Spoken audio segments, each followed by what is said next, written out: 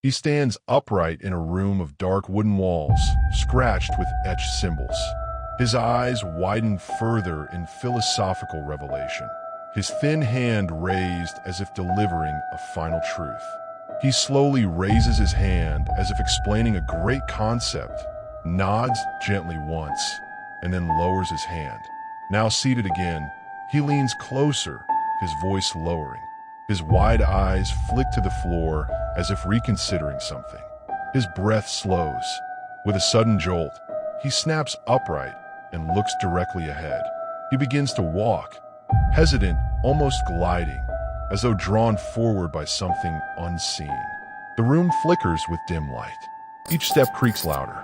The hallway around him narrows, ceiling sagging above, but he continues forward. He pauses before a door, aged and painted over multiple times. He reaches for the handle but hesitates, then slowly pushes it open. The door creaks louder than expected. Inside, the room is colder, stranger.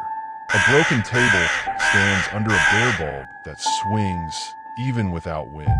Papers cover the floor, each one blank. He kneels to examine one.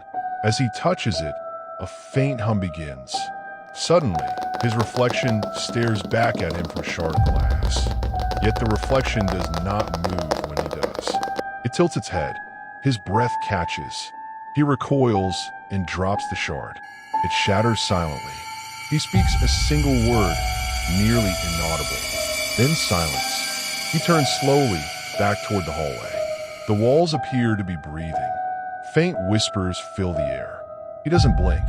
As he reaches the hallway, he collapses. He lies still for a moment, then opens his eyes slowly.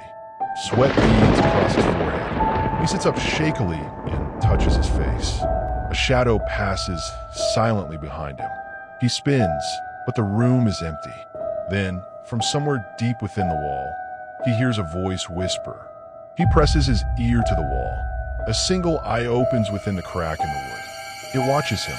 He gasps, falls backward, and lands hard on the floor. As he pants, his own shadow begins to move on its own. It rises from the floor, separates from him, and begins to walk away. He watches as it moves toward the wall and vanishes. He does not follow. The walls begin to crack. A red light pulses from within. The room quakes. The clock on the wall spins wildly. A scream echoes up from beneath the floor. Darkness floods the space, swallowing the walls, the light, everything. And then silence. Out of the void, a single torn paper floats gently. On it, "I was right." He stands again in the now infinite darkness, surrounded by floating fragments of rooms and memories. A child's voice echoes a laugh, circling him. He spins slowly, looking upward where the laughter fades into nothing. A glowing staircase appears before him, each step cracking under invisible weight. He begins to ascend, slowly, uncertainly. With each step, flashes of memories light up. Faces, symbols fire. He pauses, breath caught, and looks behind him. The darkness pulses. He reaches the top. A door floats, unconnected to any wall, glowing red. He touches the door. The glow fades to black. The door opens by itself. Inside, a mirror-lined room reflects infinite versions of him. All versions blink except his own. His reflection begins to scream silently. The glass shatters inward toward him. Shards hover midair, rotating slowly around him. A figure forms from the shards, tall, faceless, built from memory. He tries to speak, but no sound comes. The figure mimics his every move with a delay. He turns away. The figure turns toward him. Suddenly, all mirrors melt into dripping ink. He reaches out to touch the ink. His fingers vanish inside.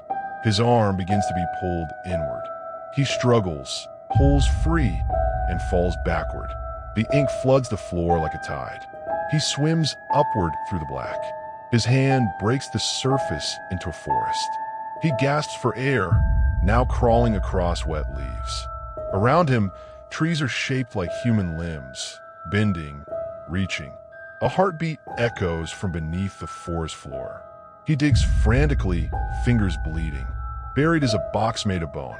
He opens it. Inside, his own eye blinking. He drops the box and runs. Behind him, the forest begins to scream. Light pierces through the trees. He stumbles toward it, arms raised, vanishing into white.